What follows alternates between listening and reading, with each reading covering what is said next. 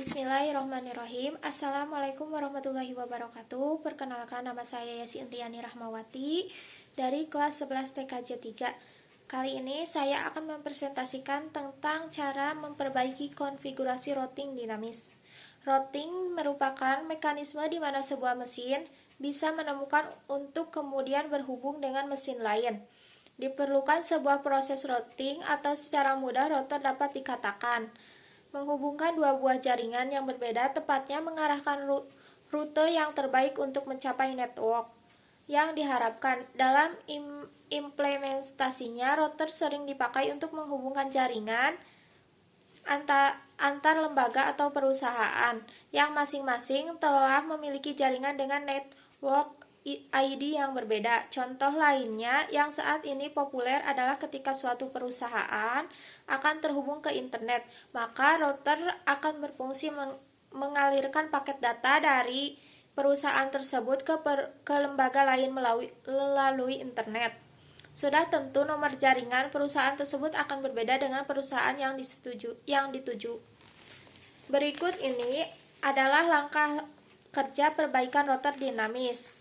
1. Buka router 1, kemudian ubah hostname dengan cara ketikkan sistem identity, set nama hostname-nya, misalnya sistem identity set name Fatakhul 8. 2. Lalu konfigurasi networknya. Untuk Ether 1 adalah adapter yang menghubungkan router dengan CLIN 1, sedangkan Ether 2 adalah adapter yang menghubungkan router 1 dengan router 2. IP address interface Ether 1 adalah 1 address 10.8.17 1/29. IP address ADD interface Ether 1 address 20.8.17 1/24. Selanjutnya, buka router 2 dan ubah hostname dengan cara ketikkan sistem identity set nama hostname-nya, misalnya sistem identity set nama Bastian 17. Setelah itu, konfigurasi networknya. Untuk Ether 1 adalah adapter yang menghubungkan router dengan client, sedangkan Ether adalah adapter yang menghubungkan router dengan router 1. IP address ADD interface Ether 1 address sama dengan 11.8.17.1/29. IP address ADD interface Ether 1 address 20.8.22/24. Konfigurasi untuk adapter yang menghubungkan router 1 dengan router 2.